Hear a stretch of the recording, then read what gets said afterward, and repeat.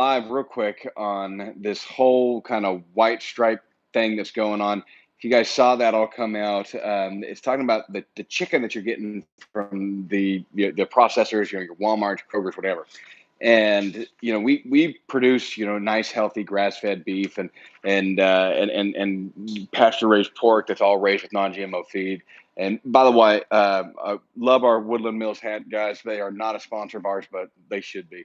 Um, but it was back to the white striping thing. So this report came out, and this was done. I got my notes here. I'm sorry. So this came back. The Human League, which apparently is some, I guess, animal cruelty activist group, and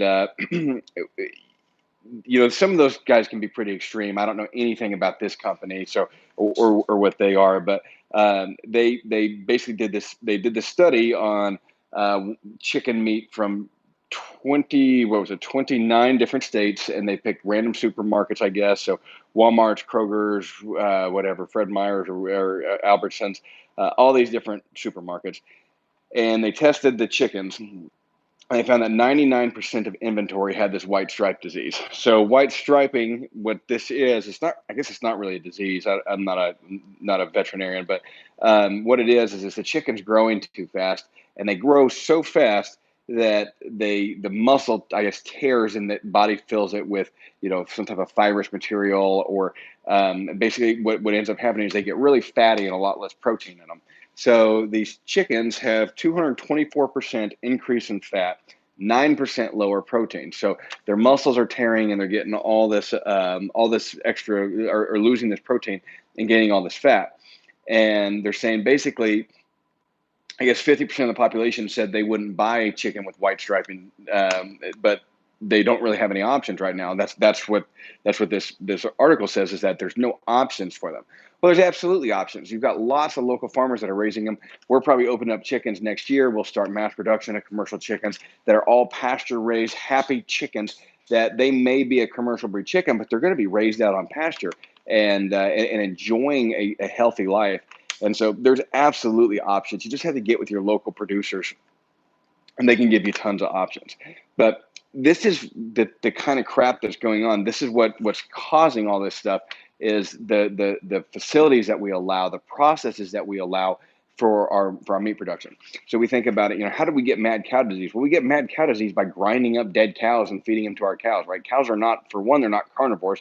Secondly, they have no business eating their own kind. So those are where we get these problems from, is we get these problems from these unsanitary and really unethical and immoral places that we're raising these animals out for consumption. You look at the pig facilities, and these pigs, they'll never see the light of day. They live in horrible environments, and if you can find pictures of them, they're hard enough to get. And then they're trying to pass legislation to keep you from showing those pictures. So the chicken factories are the exact same thing.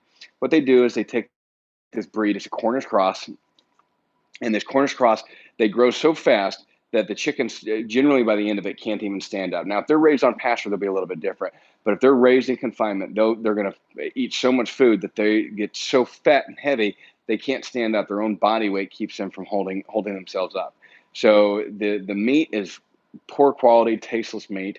But we've gotten used to these meat with these huge breasts on these chickens, so we can't sell things like Freedom Rangers that are actually a decent, heritage breed chicken. We can't sell those type of chickens because nobody buys them, because nobody wants thin breasts. They want they want big breasts. So that's the issue that we run into with this, is that these the consumer doesn't know what is actually good for them out there. And so as ranchers, we have to educate the consumers on what we're selling, and we have to educate them on these processes to get them the quality meat. This is a substandard product. There's no if, and, or buts about it. If we raised a product like this here, we would not sell it. We have raised substandard products, and we don't sell it. Those go into our own freezer. We do not sell our customers those substandard products, and we would not sell a chicken like this, because it's going to be dry, it's going to be tasteless, it's horrible for you, everything else aside.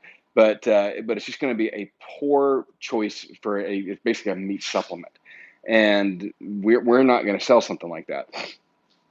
These large producers selling this crap, they really should be shut down, and they should be ashamed of themselves for doing this. a 224% increase in fat on these poor chickens. Now, I'm not the biggest animal rights activist, but I certainly think that these animals deserve to be respected and to have a decent life prior to them being slaughtered and chosen for consumption. And I think that they can have a good life with one really bad day, right? And I think that that's perfectly fair and moral to do. What I don't think is moral to do is to shove these things in little confinement areas where we force feed them until they end up diseased and sick. We have to pump them full of antibiotics, or we lose 25% of them right off the bat, right? Look at the cattle. That's the general cattle industry, is that they pump them so full of grain that their bodies can't fight anything. They're sitting there wallowing in their own shit. And they have to be so pumped full of antibiotics that if they're not, they'll lose about 25% of the herd within a couple of days.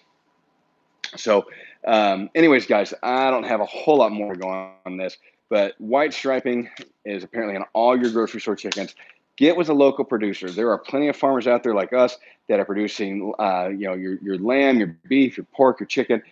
They've got everything for you, and there's even they've got some exotic stuff out there like buffalo. You know, buffalo's indigenous, and everything else is actually exotic. But they've got the exotic meats out there, and those same sort of things. There's a buffalo farm an hour from us here, and we can go buy some good bison meat from them if we want to. We got people like us raising heritage breed cattle. We've got Florida crackers here. You can get actually good low fat heritage breed. You should see the coloration on our meat. It's absolutely just superb. So there are local producers in your area. Go find them, do your diligence, and find somebody that can produce food. It is going to cost you more. It's also going to be significantly better for you. It's not going to have all this filler because you're not getting the calories from that crap, I guarantee you. And so you don't need as much. But that's a whole different thing. You have to pay a little bit more for good quality food that actually provides you some level of nutrition and that will bring you long-term health benefits and just being responsible and respecting those animals. If you're not doing that, you're actually creating yourself as part of the problem because you're encouraging this type of behavior. You're encouraging farmers to do this thing that you hate, that we turn a blind eye to, and we say, well, I don't need to look at this and see what's going on. I just want to eat my chicken. Well, that's fine. That chicken had a horrible life, and all those chickens did, and it's just really it's really too bad. So, and I'm guilty of it too. We've all done. We've all bought meat from the supermarket. So I'm not certainly not criticizing anyone else over myself, but we need to do better, guys. We do as American people, we just need to do better. We have a responsibility to give these animals better lives and to demand more from our producers, to demand that we don't have chickens with white striping. We don't have cattle dealing with mad cow disease and that have to live on antibiotics and that have so much ivermectin in them that it's being pumped into meat. If you guys ever heard of the hurt hand syndrome that butchers get, butchers and chefs, they get it from dealing with raw chicken. Their fingers hurts because there's so many toxins and chemicals in the chicken that they deal with that when they're dealing with the raw meat, it makes their hands hurt and they swell by the end of the day. It's like having arthritis. And when you deal with chickens that are pasture raised like this, we could butcher all day long and nobody's hands are hurting other than just being sore from running a knife all day. But that's where we need to get back to, guys. We need to get back to this 1920s model of ranching and farming and getting away from well, I guess it'd be even earlier than that, but getting away from these chemicals, these toxins. Now, I'm not saying there's no use for them. If we have worms and we need to deal with them, we treat them with ivermectin, we move on with life. But it should not be a regular plan for us. There's other treatments that are regular treatments that will allow us to treat those illnesses. If we have an animal that gets sick, we're going to give them the antibiotic. We're not going to screw around with it. That animal is going to get better and we're going to deal with it. But we don't keep them loaded on it all the time. We don't keep them constantly pumped full of it. They're not on any type of regular basis with it. And if we have an animal that continually gets sick, that is a substandard animal. So we're going to sell that animal. It's going to go to slaughter, and we're going to pound it out and make ground beef out of it or whatever. But it is not going to be an animal that we breed. So we don't want those traits, right? We want to have some semblance of natural selection here on our farm. So, guys, I'm sorry, that's all I got. I went a little bit longer than I wanted to here on this. Bottom line is that we want to stay away from this white striking disease. So, thanks for watching. If you haven't yet, go ahead and click that thumbs up, please. And if you don't like the video, then click the thumbs down twice. That helps us out too. Leave a comment, guys. Let me know what you think. But if you guys know of people in your local area, post them in the comments. Post a link to their website down in the comments, and let somebody else say, hey, these guys are in wherever. Omaha, Nebraska, and they have a great farm that does this. Post it. I don't care. I'm not gonna ban the comment. I'm not gonna be upset about it. Post a comment down there and help some of those small farmers out, and just help spread the word with them, because Lord knows we need them right now. So thanks again for watching, guys.